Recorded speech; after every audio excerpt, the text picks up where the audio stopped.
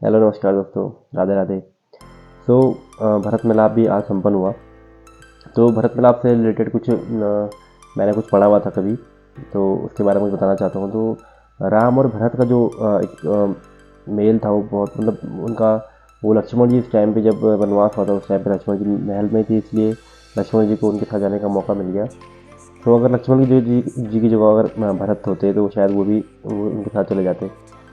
तो जब भरत को जब पता चला, मतलब वो जब वनवास हुआ तो उस टाइम पे भरत जी अपने ननिहाल में थे, मतलब वो और शत्रुघ्न। तो जब भरत को सुमंत गए उनसे संदेशा पहुंचाने कि आपको इमरजेंसी है, मतलब बुलाया गया है बहुत ही।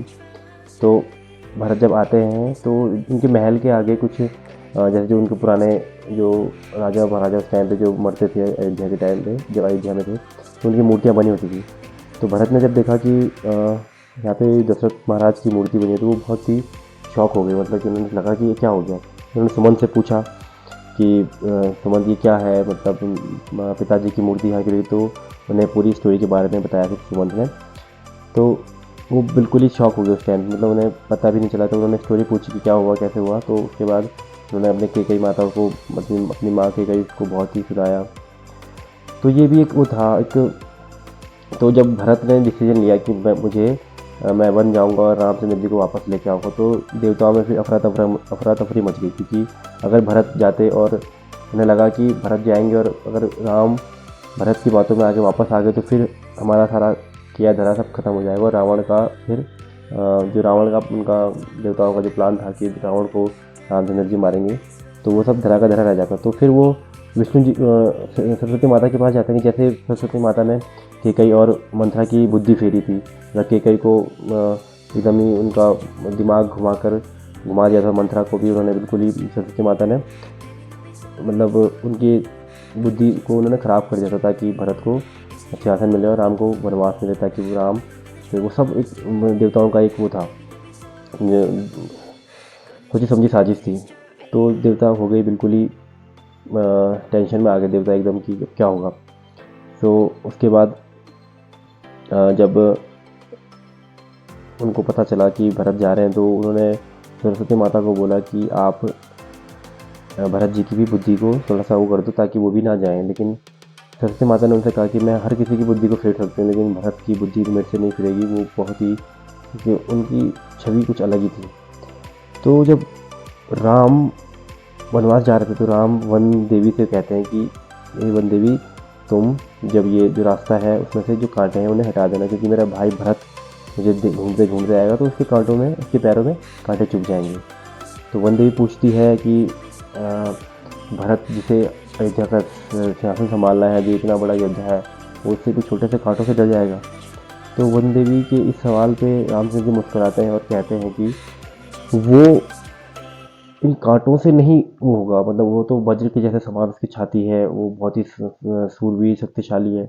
वो इस बात से दुखी नहीं होगा कि उस पर कांटे चुभ रहे, वो इस बात से दुखी होगा कि मेरे भ्राता श्री रामचंद्र जी को भी इसी रास्ते से चलना पड़ा होगा और उनके पैरों में कांटे चुभे होंगे। आई मीन कि वो रामचंद्र जी कह रहे हैं कि वो इसलिए दुखी नहीं हो रहा है कि उसके पैरों में कांटे चुभेंगे, वो ये सोच के दुखी होगा भरत की मेरे कारण भ्राता श्री राम को इन कांटे भरे रास्ते से जाना पड़ा। तो ये उनका एक मेल मिलाप था। तो आपने कभी भी सुना होगा जो भरत का जो उदाहरण देते हैं, रामचंद्र जी हनुमान जी को जब कहते हैं कि वो ये नहीं कहते कि आप लक्ष्मण जी से जैसे मेरे भाई हो, वो हमेशा कहते हैं कि आप मेरे भरत जैसे भाई हो।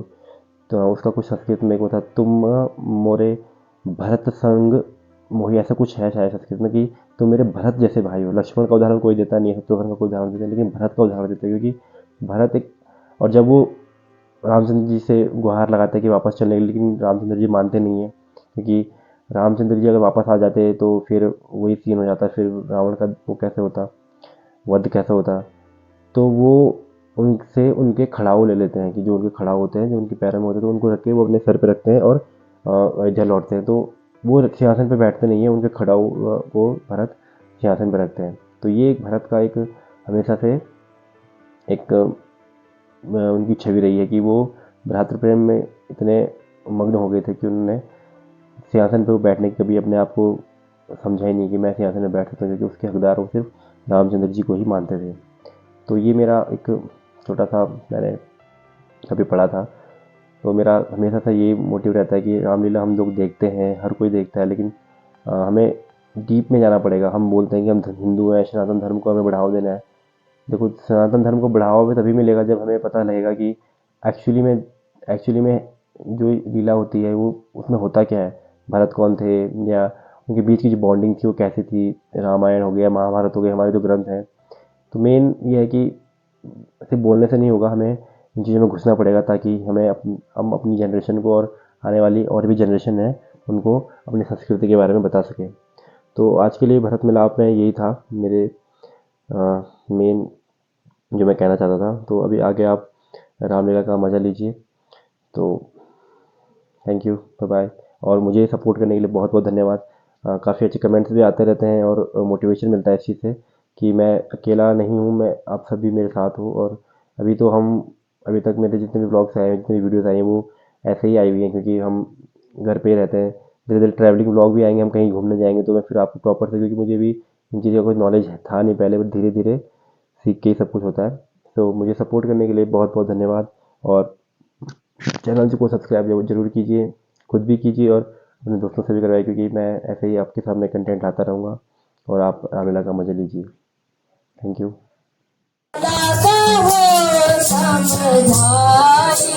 मामा को लागू सदाता हो,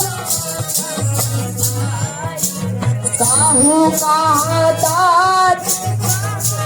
सब माता, काहू कहता कहा माता यारा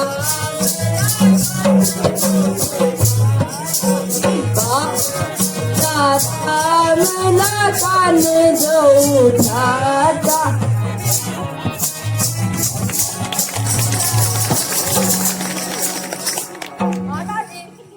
नाना जी के घर में सब कुशल है, आप हमारे घर का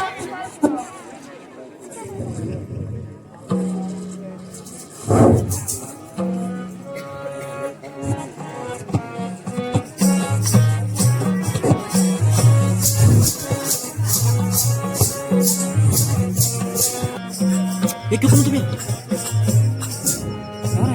ये क्या देवी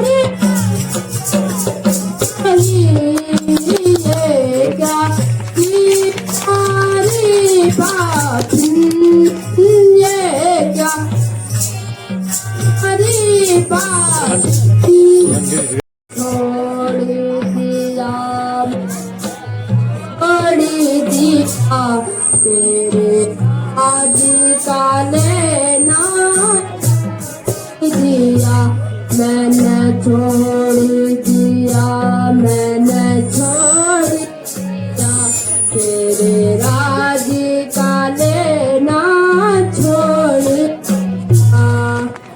राम लखना सिया भेजे हैं वन में, राम लखना सिया भेजे हैं वन में, राज मुझे तेरा चाहे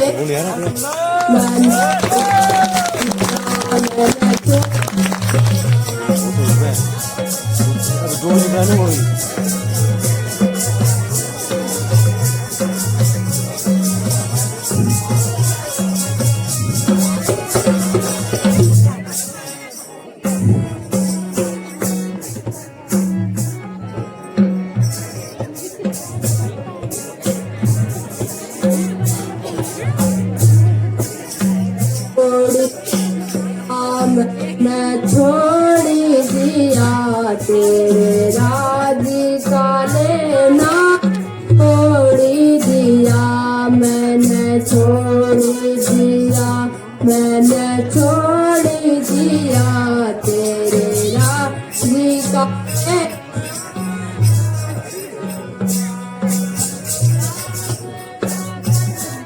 क्या भेद राम लखन सिया भेजे हैं वन में, राज मुझे क्या चाहे नहीं मन को।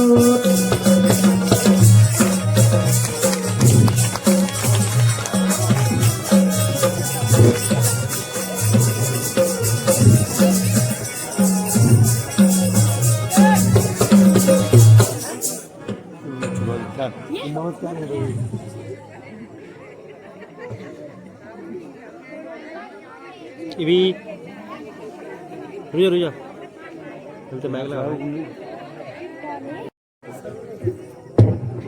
तूने सारे घर का नाश पल भर में कर दिया है।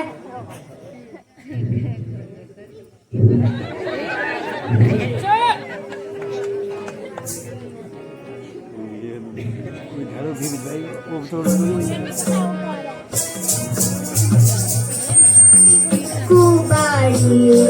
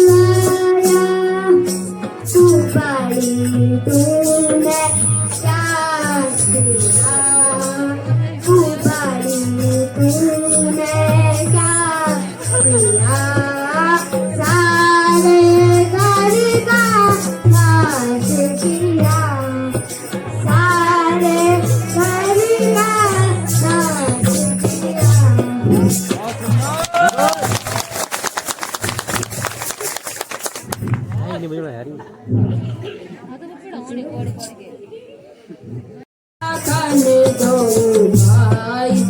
को जगा मैं मौसम अभागी, को जगा मैं मौसम अभागी। गिराता है राम सिया वन जेहि लागी, गिराता है राम सिया वन जेहि लागी।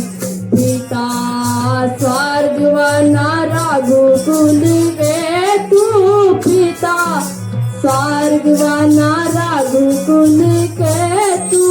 मैं हूँ सबके अनिरत हेतु, मैं हूँ सबके अनिरत हेतु। कुल कलंक मैं उधम अभागी, कुल कलंक मैं उधम अभागी। गाती तुम्हारी आस भाई लागी, गाती तुम्हारी आस भाई लागी। मात तात को देहु दिखाई, मात तात को देहु दिखाई। कहाँ सिया राम लखन दो भाई, कहाँ सिया राम लखन दो भाई।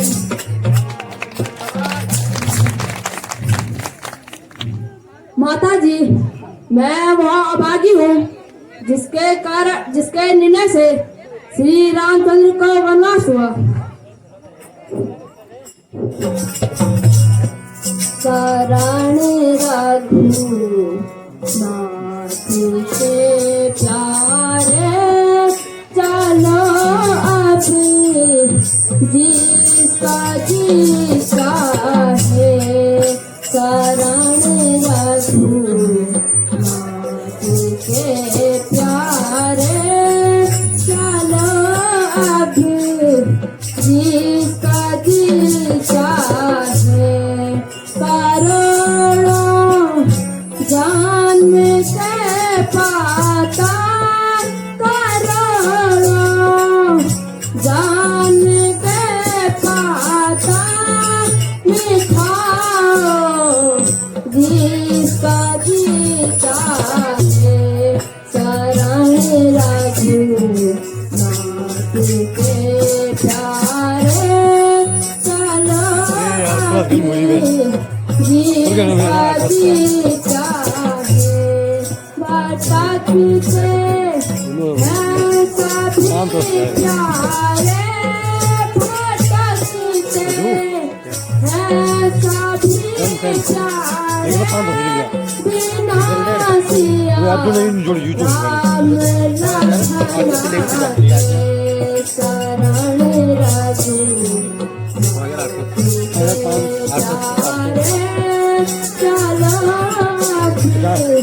जिसको जीता है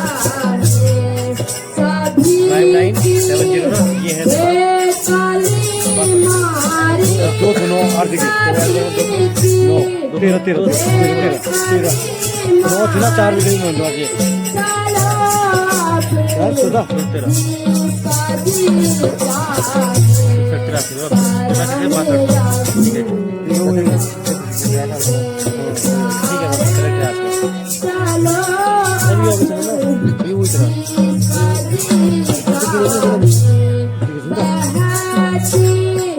काली मारी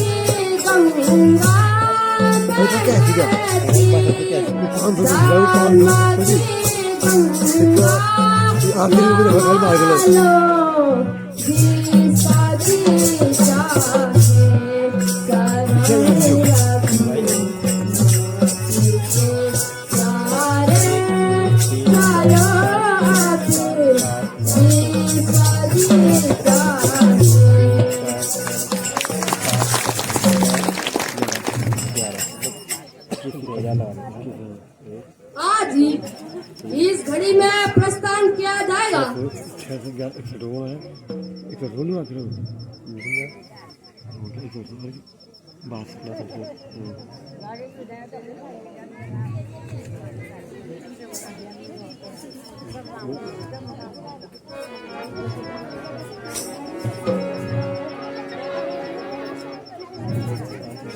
क्या beri air kalau naik ke rumah. Kamu jadi apa kan? Turun berada di luar kita wajah di luar ini. Wah kita ni wajah ni, wajah kita ni. Kamu jadi turun orang tu boleh ni. अरे भारी है ना भारी है दो लोग भारी हो गो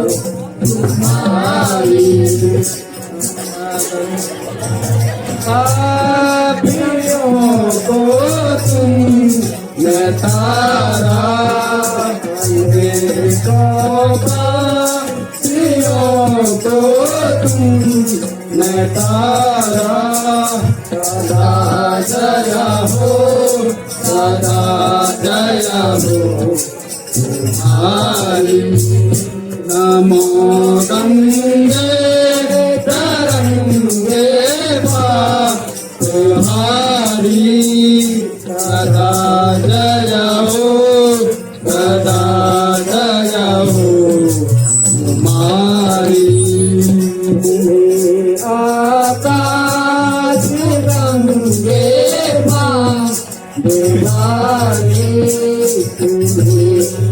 आकाश गंगे बिहारी सदा जय हो सदा जय हो तुम्हारी।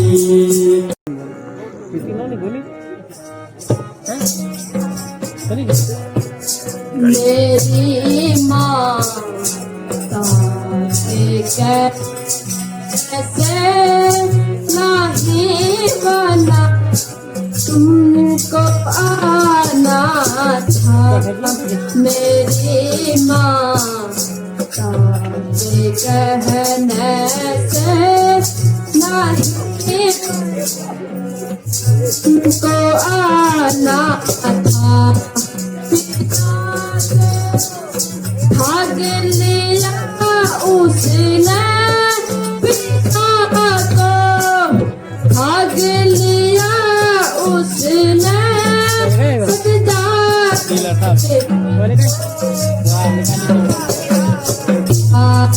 मेरी माता के कहने से नहीं बने को आना था। रहो कुछ दिन पहर करके, रहो कुछ दिन पहर आय मुझे को बुलाया था। मेरी माँ के कहने से नहीं बना, तुमको आना था।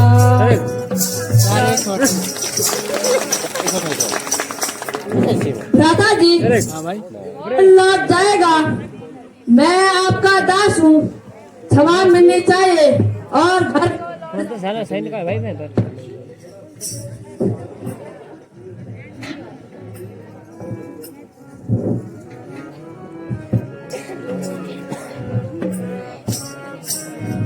ये वो पंच हो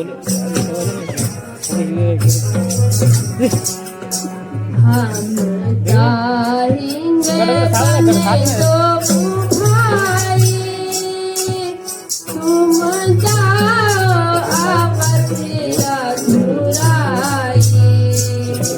हम जाएंगे बने तो भाई, तुम जाओ आवतिया घुराई। महाराज अवध लौट जाओ, महाराज अवध लौट जाओ।